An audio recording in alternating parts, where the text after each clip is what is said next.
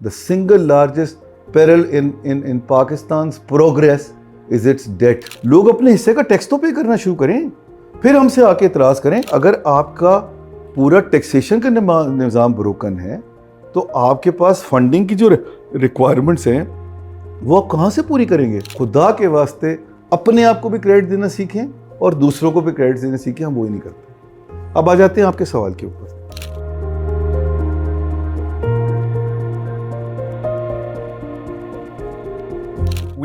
We ran a small survey. So we asked people generally, what do you think is the highest percentage of spend in our budget?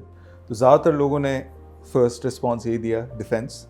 But when you look at this spend, so almost 50%, 46% to be exact, is taken by debt servicing in the fiscal space. Yes. So what do you have to say about it, and what's the role of the banking industry? Because it's easier for them to say कि अच्छा चलो पैसा तो हम borrow कर रहे हैं, guaranteed एक return आ रहा है, but at the end of it, and we've heard about it for the longest time कि we are crowding out private lending, and this side also needs to grow. So it's a very tricky situation. And it is, and thank you once again for asking this question, because I think this is needed to be put into context too. To begin with, I must say that our defense budget is actually inadequate. We have to face it that the environment that we are living in, we require much more security support than we perhaps are getting in terms of funding. मसला क्या है मंसूर कि हमारे यहाँ जो है ना वो पॉपुलिस्ट नैरेटिव बिकता है। एक पॉपुलिस्ट नैरेटिव बन गया है ये कि जी आप डिफेंस बजट को क्रिटिसाइज़ करें, आप उसको बुरा कहें तो बड़ा अच्छी बात होगी, लोग बड़ा आपको अप्रिशिएट करेंगे। आई थिंक ये ज़रा थोड़ी सी ज़्यादती की बात है और हमें अब specially with this recent episode हमें एक्चुअली अप्रिशिएट करना चाहिए। फ्रैंकली स्पीकिंग, अपने दिल पे हाथ रख के बताया, मैं अपने दिल पे हाथ रख के बताता हूँ मंसूर कि आपने एक्सपेक्ट किया था कि ये आउटकम आएगा?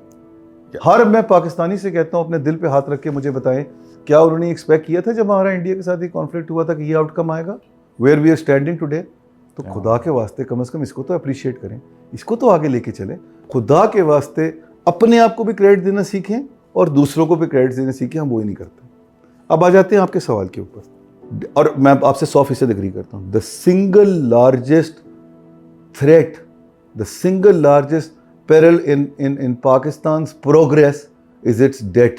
अब ये देखना पड़ेगा कि ये इसकी नीड कहाँ से जनरेट हो रही है। इसकी नीड दो हिस्सों से जनरेट होती है। एक यहाँ से कि आप इसको प्रोडक्टिव पर्पसेस के लिए ले रहे हैं, आपने लोन लिया, आपने जो है वो पब्लिक सेक्टर डेवलपमेंट प्रोग्राम जो PSDP जिसको कहते हैं, आपने उसकी तरफ पैसे लगाए और वो आपने एक एसेट खड़ा किया, एक सोशल प्रोजेक्ट को आप आगे लेके चले जो अदरवाइज प्राइवेट सेक्टर ने नहीं करना होता, आपने वहाँ पैसे लगाए।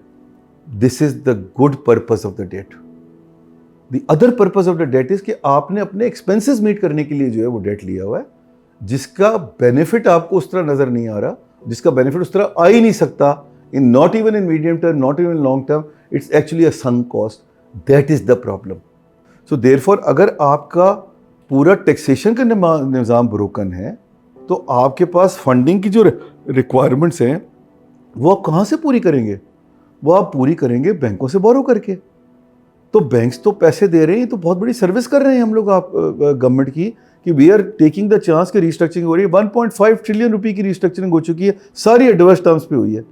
PAE के अंदर हमने 12% का हिट लिया था।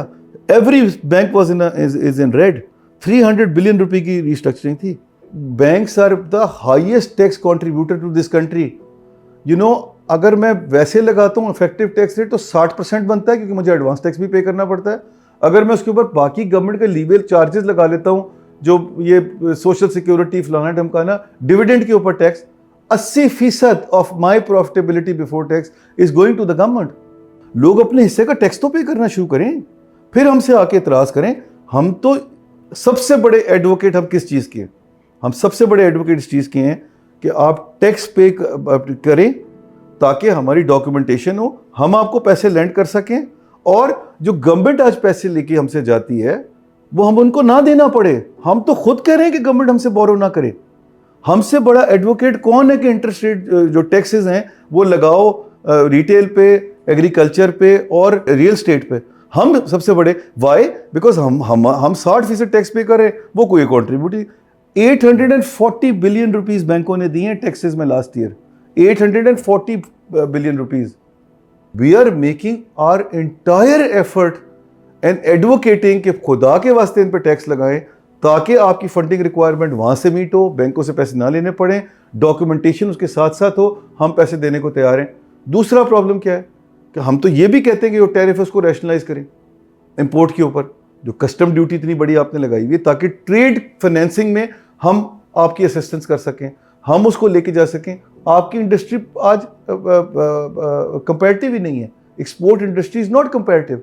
आपको कंपेरेटिव एक्सपोर्टिंग इंडस्ट्रीज को सपोर्ट करवाना है, we are willing to support it, but please rationalise the tariffs first, stop that protection so that banks are not at risk कि कल को अगर आपने प्रोटेक्शन विड्रॉ कर ली तो ये बिजनेसेस जो हैं वो कंपेरेटिव नहीं रहेंगे और बूम एंड बस्ट साइकिल नहीं होगा। We are playing our due role and part in the overall scheme of things.